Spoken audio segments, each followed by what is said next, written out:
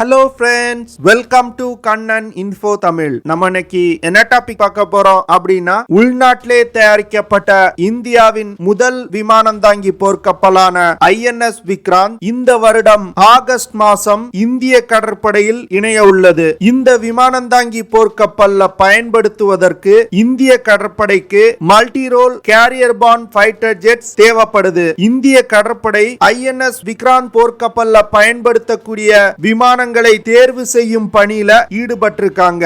இந்திய கடற்படைக்கு விமானங்களை விற்பதற்கு பிரான்சின் டசால்ட் நிறுவனத்துக்கும் அமெரிக்காவின் போயிங் நிறுவனத்துக்கும் இடையே கடுமையான போட்டி நிலவுது. டசால்ட் நிறுவனம் ரஃபேல்-m போர் விமானத்தை இந்திய கடற்படைக்கு கொடுக்க முன் வந்திருக்காங்க. அமெரிக்காவின் போயிங் நிறுவனம் சூப்பர் ஹார்னட் பிளாக் 3 விமானத்தை இந்திய கடற்படைக்கு கொடுப்பதற்கு முன் வந்திருக்காங்க. இந்த 2 விமானங்களும் உலகின் தலை சிறந்த multi role carrier borne fighter jets. இந்த வீடியோல இந்த 2 விமானங்களையும் கம்பேர் பண்ணி எந்த விமானத்துக்கு INS விக்ராந்த் விமானம் தாங்கி போர்க்கப்பல்ல இணைவதற்கு அதிகமான வாய்ப்பு இருக்கு அப்படிங்கறத பத்தி பார்க்கலாம். நீங்க இப்பதான் நம்ம சேனலுக்கு ஃபர்ஸ்ட் டைம் வர்றீங்க அப்படின்னா நம்ம சேனலை சப்ஸ்கிரைப் பண்ணிக்கங்க. அப்படியே அந்த பெல் நோட்டிபிகேஷனை கிளிக் பண்ணிக்கங்க. அப்பதான் நாங்க வீடியோ அப்லோட் பண்ணதும் உங்களுக்கு நோட்டிபிகேஷன் வரும். இந்த வீடியோவை ஸ்கிப் பண்ணாம கடைசி வரைக்கும் பாருங்க.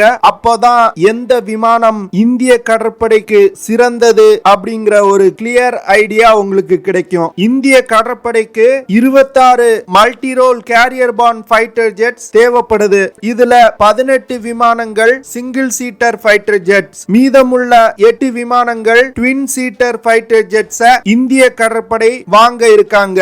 இந்த 26 ஃபைட்டர் ஜெட்ஸின் விலை கிட்டத்தட்ட 4.6 பில்லியன் அமெரிக்க டாலரா இருக்கும் அப்படின்னு மதிப்பிடப்பட்டிருக்கு. பிரான்சின் ரஃபேல்-m விமானத்துல சிங்கிள் சீட்டர் ஃபைட்டர் ஜெட்ஸ் மட்டுமே உள்ளது. ட்வின் சீட்டர் ஃபைட்டர் ஜெட்ஸ் கிடையாது. அமெரிக்காவின் சூப்பர் ஹார்னட் பிளாக் 3 விமானத்துல சிங்கிள் சீட்டர் மற்றும் ட்வின் சீட்டர் விமானங்கள் இருக்கு. அதனால இந்த விஷயத்துல சூப்பர் ஹார்னட் விமானங்களுக்கு ஒரு அட்வான்டேஜ் இருக்கு. ரஃபேல்-m மற்றும் சூப்பர் ஹார்னட் விமானங்கள் அதிகமான எடையை சுமந்து கொண்டு அதிக தூரம் பறக்கக்கூடிய விமானங்கள். இதுல விமானங்களை இயக்குறதுக்கு ஆகக்கூடிய செலவை கம்பேர் பண்ணோம் அப்படின்னா ஒரு மணி நேரத்துக்கு ரஃபேல்-m போர் விமானத்தை இயக்குறத விட சூப்பர் ஹார்னட் விமானங்களை இயக்கும் செலவு குறைவா இருக்கு.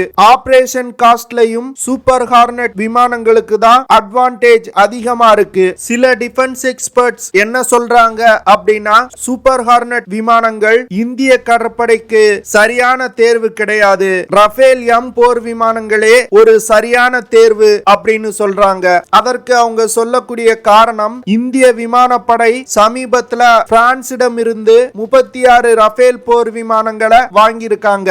அதனால கடற்படையும் ரஃபேல்-m போர் விமானத்தை வாங்கினாங்க அப்படின்னா 2 விமானங்களையும் மெயின்டைன் செய்வது மிகவும் எளிதா இருக்கும். விமானங்களுக்கு தேவையான உதிரி பாகங்களையும் ஒரே இடத்துல இருந்து வாங்கிடலாம் அப்படின்னு சொல்றாங்க. ஆனா ரஃபேல்-m போர் விமானத்துக்கு ஒரு டிஸ்அட்வான்டேஜ் இருக்கு. அது என்ன அப்படின்னா ரஃபேல்-m போர் விமானம் ஒரு ஃபிக்ஸ்டு விங் போர் விமானம். அதாவது ரஃபேல்-m போர் விமானத்தோட ரெக்கைகளை மடிக்க முடியாது. அதுவே அமெரிக்காவின் சூப்பர் ஹார்னட் பிளாக் 3 விமானம் ஒரு ஃபோல்டபிள் விங் கொண்ட விமானம். இதன் மூலமா விமானத்தின் ரெக்கைகளை மடிக்க முடியும். அதனால அதிகமான போர் விமானங்களை INS விக்ராந்த் போர் கப்பல்ல நிறுத்த முடியும். இந்த விஷயத்துல சூப்பர் ஹார்னட் பிளாக் 3 விமானங்களுக்கு அட்வான்டேஜ் இருப்பதா சொல்லப்படுது. கோவா மாநிலத்தில் உள்ள INS ஹன்சா அப்படிங்கிற கடற்படை தளத்துல ஒரு ஷோர் பேஸ் டெஸ்டிங் ஃபெசிலிட்டி இருக்கு. இந்த டெஸ்டிங் ஃபெசிலிட்டியில வச்சு ரஃபேல்-m போர் விமானம் டெஸ்ட் செய்யப்பட்டது. எதற்காக அப்படின்னா ரஃபேல்-m போர் விமானம் ஒரு கேட்டோபார் தொழில்நுட்பத்தின் மூலமா டேக் ஆஃப் ஆகக்கூடிய விமானம். ஆனா INS விக்ராந்த் கப்பல்ல ஸ்டோபார் டெக்னாலஜி மூலமா விமானத்தை மேலெழும்ப செய்யக்கூடிய தொழில்நுட்பம் தான் இருக்கு. அதனால இந்த டெஸ்டிங் ஃபெசிலிட்டியில வச்சு சோதனைகள் நடத்தப்பட்டது. இந்த சோதனையில ரஃபேல்-m போர் விமானம் 4 air to air missile, 2300 litre capacity கொண்ட 2 டிராப் டேங்க்ஸ் மற்றும் ஈகோசாட் AM-39 ஆன்டி ஷிப் மிசைல் போன்ற அனைத்து விதமான ஆயுதங்களையும் ஏற்றி கொண்டு டேக் ஆஃப் மற்றும் லேண்டிங் செஞ்சு காமிச்சிருக்கு. இந்த சோதனை வெற்றிகரமா நடந்துச்சு அப்படின்னு டசால்ட் நிறுவனம் அறிவிச்சிருக்காங்க. இந்த சோதனையின் போது ரஃபேல் போர் விமானத்துக்கு உள்ள ஒரு டிராபேக்க கண்டுபிடிச்சிருக்காங்க.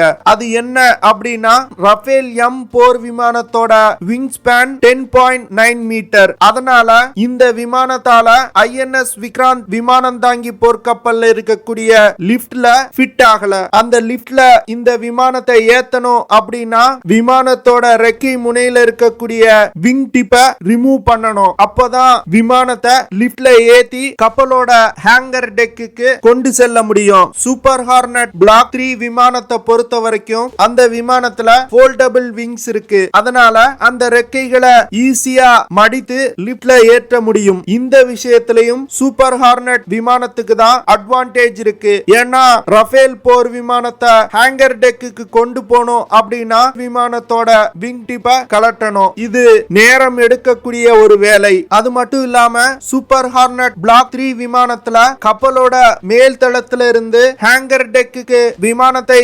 நகர்த்துவதற்கு ஒரு ஸ்பெஷல் கேப்பபிலிட்டிய போயிங் நிறுவனம் உருவாக்கி இருக்கிறதா அந்த நிறுவனத்தின் CEO சொல்லியிருக்காரு. அதனால கப்பலுக்குள் விமானங்களை நகர்த்துவது மிகவும் எளிதா இருக்கும். அடுத்து Rafale-m போர் விமானம் மற்றும் சூப்பர் ஹார்னட் பிளாக் 3 விமானத்தோட விலையை கம்பேர் பண்ணா சூப்பர் ஹார்னட் பிளாக் 3 விமானம் Rafale-m போர் விமானத்தை விட விலை குறைவான விமானம். அது மட்டும் இல்லாம ரெண்டு விமானத்தோட ஸ்பெசிபிகேஷன்ஸ் கம்பேர் பண்ணா பெரிய வித்தியாசம் ஒண்ணும் இல்ல. அதனால விலையை பொறுத்த மட்டில் சூப்பர் ஹார்னட் பிளாக் 3 விமானங்களுக்கு தான் அட்வான்டேஜ் இருக்கு. அடுத்து ஐஎன்எஸ் விக்ராந்த் விமானம் தாங்கி போர்க்கப்பலோட மேல் தளத்துல 14 Rafale-m போர் விமானத்தை நிறுத்த முடியும். அதுவே சூப்பர் ஹார்னட் பிளாக் 3 விமானத்தை 10 இருந்து 11 விமானங்களை மட்டுமே நிறுத்த முடியும். இதற்கான காரணம் என்ன அப்படின்னா சூப்பர் ஹார்னட் பிளாக் 3 விமானம் அதிகமான நீளம் கொண்ட விமானம்.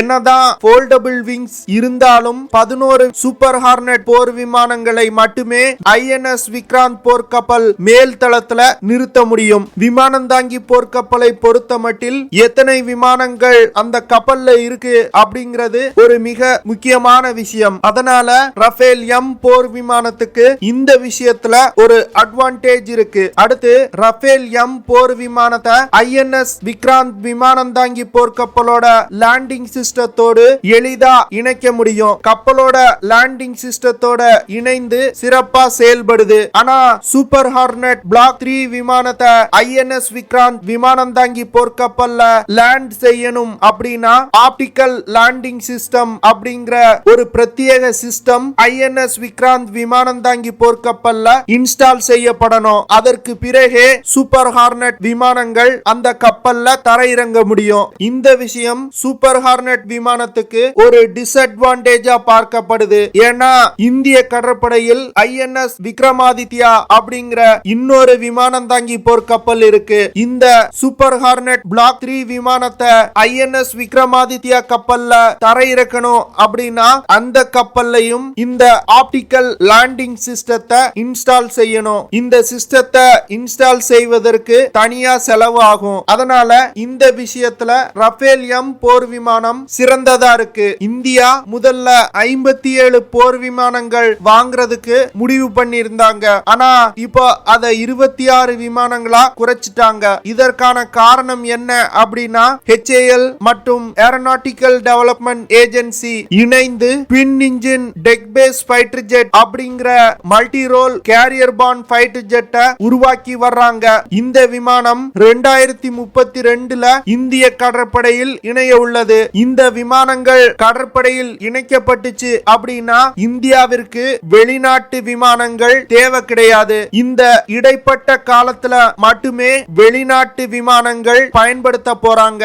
இந்த multi role carrier borne fighter jet விமானம் வாங்கக்கூடிய விஷயம் 2 நாடுகளுக்கான பாதுகாப்பு சம்பந்தமான விஷயம். அதனால 2 நாடுகளுக்கும் இடையே உள்ள உறவு மற்றும் ராணுவ ரீதியான தொடர்புகள் ஒரு முக்கியமான பங்கு வகிக்கும். அதுல அமெரிக்கா மற்றும் பிரான்ஸ் இந்த 2 நாடுகளுமே இந்தியாவிற்கு மிக நெருக்கமான நட்பு நாடுகள் தான். அதனால இந்த 2 ஃபைட்டர் ஜெட்ஸை கம்பேர் பண்ணும்போது சில விஷயங்கள்ல சூப்பர் ஹார்னட் விமானங்கள் சிறப்பா இருக்கு, சில விஷயத்துல ரஃபேல்-m போர் விமானம் சிறப்பா இருக்கு. ஆனா என்ன பொறுத்த வரைக்கும் இந்தியா சூப்பர் ஹார்னட் பிளாக் 3 விமானங்களை வாங்குறது சிறப்பா இருக்கும் அப்படின்னு நினைக்கிறேன். ஏன்னா அமெரிக்க கடற்படையின் முதுகெலும்பா செயல்பட்டு கொண்டிருப்பது இந்த சூப்பர் ஹார்னட் பிளாக் 3 விமானங்கள் தான். இந்த விமானங்கள் கிட்டத்தட்ட 700க்கும் மேற்பட்ட விமானங்களை அமெரிக்கா ஆபரேட் பண்ணிட்டு இருக்காங்க. போயிங் நிறுவனம் இந்தியாக்கு ஆஃபர் பண்ணிருக்க சூப்பர் ஹார்னட் பிளாக் 3 விமானம் இப்போ சமீபத்துல தான் அமெரிக்க படையில் இணைக்கப்பட்ட ஒரு அதிநவீனமான விமானம். அதனால இந்தியா சூப்பர் ஹார்னட் பிளாக் 3 விமானங்களை வாங்கலாம் அப்படிங்கிறது என்னோட சஜஷன். உங்களோட சஜஷன் என்ன அப்படிங்கறத கமெண்ட்ல லீவ் பண்ணுங்க.